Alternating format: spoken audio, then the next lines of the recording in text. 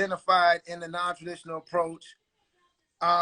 What about, let's talk about the 5 R's and the 3 program components, and then we're going to get our way into the resurrection study group. You won't leave them 3 program components alone, huh? Nah, because I feel like people need to get some of that before we go, unless you want to share that in the resurrection, but give us some of the 5 R's. What does that mean? Where does that come in at?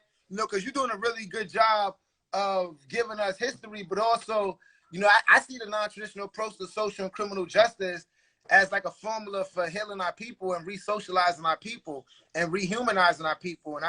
And really pulling from African and indigenous, and it says Latino, but I think of us as like just indigenous people, and from different cultures and different ethnic backgrounds, and using our stories and our journeys to teach each other. And the non-traditional approach is an application of that. And I've seen people like you, people like the brother Divine, Imani, me, so many other people, from Eddie to Larry White to Hassan, get transformed and come out and do so much for our people. So I already know that it's magic. And not even thinking about what it's done for H.O.L.La's young people and the YOC work and being connected to that legacy. So the non-traditional approach definitely helped us.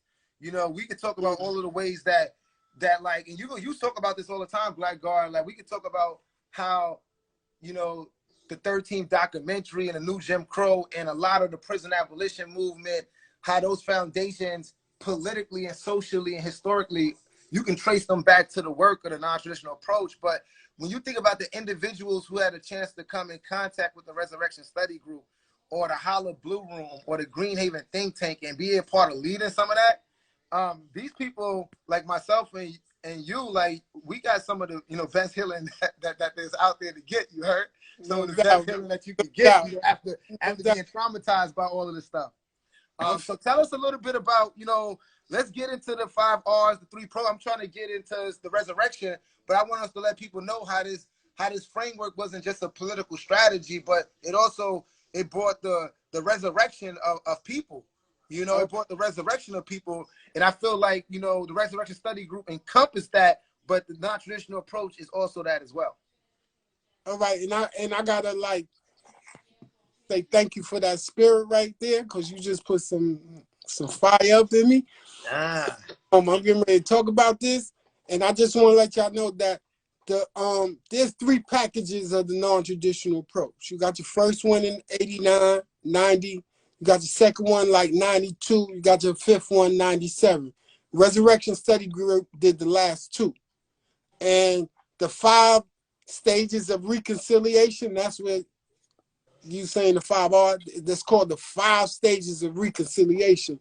And this was part of our healing and social purging sessions. You know what I'm saying? Because these 5 stages did what in resurrection what we labeled as creating a new African man. The goal of the Resurrection Study Group, it was towards youth leadership and creating that new African man. What's wrong with the old one? We ain't dealing with that. We know we need a new one for today. This was a new African man, and under these 5 stages was your levels to atonement, your levels of resurrection. So the first stage was reconciliation, then you had responsibility, then you had reconstruction, then you had reconciliation, then you had redemption. And each one of these dealt with either a personal healing, a community healing, and a family healing with the obligation and commitment for your people. Talk about it. And I'm going to just read the 4th one, reconciliation, because most people got their definition of reconciliation, but under a Pan-Africanist Afrocentric reconciliation, this is the 4th stage. This is right before you hit the redemption. And it say involve all of the above, plus some formal statement or right that expresses and reinforces our unification.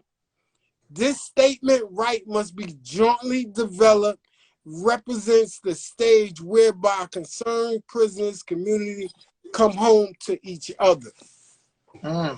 So that was your obligation to link with your community and make a dying commitment.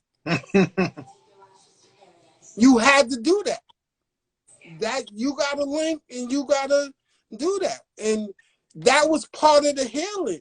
Yeah, that part right there sounds deep. Just to, not to cut you off on that, but I love the part that said it has to be written collectively.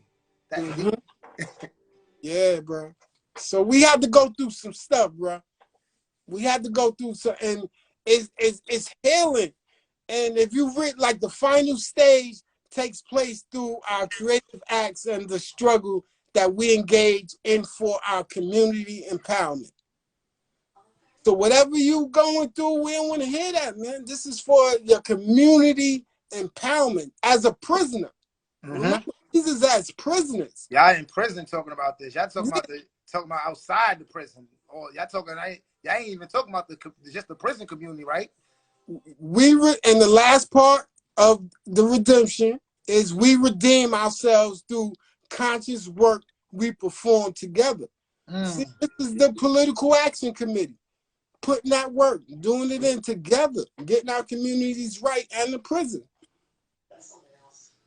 That remind me also when we was doing our 18-month process with H.O.L.L.A, I didn't know the depths to what you just expressed right there about some of those 5 R's, and particularly number 4 about that collective writing. But one of the things we did in H.O.L.L.A, we had this ritual called the commitment letter, where we wrote each other commitment letters on what we committing to as individuals, what we committing to as an individual for the collective, and what we committing to for the legacy, and also what we willing to sacrifice that's not about us, so that we can help the team. And we had to write these letters on our own for like 2 weeks or so, and then we all submitted the letters, and we came in and had a circle and read our letters to each other and gave each other feedback on the letters.